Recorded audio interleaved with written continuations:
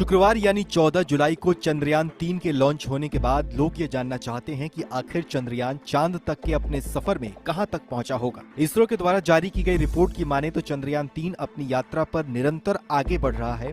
बेंगलुरु में चंद्रयान 3 का पहला ऑर्बिट रेंजिंग मैन्यूवर को सफलतापूर्वक पूरा कर लिया गया है। अब ये अपने दूसरे ऑर्बिट में पहुंच चुका है। इसरो के वैज्ञानिक चंद्रयान के मूवमेंट पर लगातार नजर बनाए हुए हैं और लगातार इसमें लगाए गए उपकरणों की निगरानी की जा रही है। अब सामने आई रिपोर्ट के अनुसार चंद्रयान तेजी से अपने लक्ष्य की तरफ आगे बढ़ रहा है और इसमें लगाए गए सभी उपकरण बिल्कुल ठीक तरीके से काम कर रहे हैं।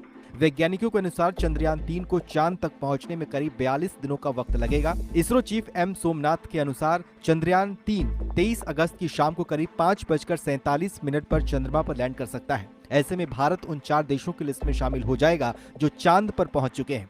हालांकि गौर करने वाली बात यह है कि भारत के जिस चंद्रयान 3 को चांद तक पहुंचने में लगभग 45 दिन का समय लग रहा है, उस मिशन को चीन, अमेरिका जैसे देशों ने महज 4 दिनों में ही पूरा कर लिया था। चीन ने 2010 में चांग-ई 2 स्पेसक्राफ्ट लॉन्च किया था। इसने धरती से चांद की दूरी सिर्फ 4 दिनों में ही पूरी कर ली थी। चीन के अगले मून मिशन चांग-ई 3 ने भी यात्रा में इतना ही समय लिया था। चांद के पास पहुंचने के लिए सोवियत यूनियन का पहला अनमैन्ड मिशन लूना 1 सिर्फ 36 घंटों में ही वहां पहुंच गया था। चंद्रमा पर 3 इंसानों को ले जाने वाला अमेरिका का पहला अपोलो 11 के कमांड मैनुअल कोलंबिया ने भी 4 दिन में ही थोड़ी ज्यादा समय लिया और फिर वो चांद तक पहुंच गया।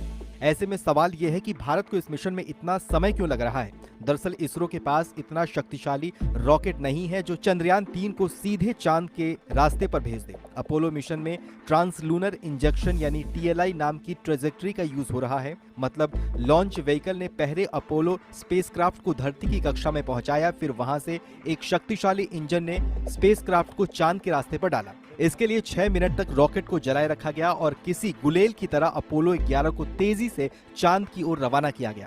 लेकिन सीमित संसाधनों और कम खर्चे में इसरो ने जिस कामयाबी के साथ इस मिशन को पूरा किया है, वो काबिले तारीफ है।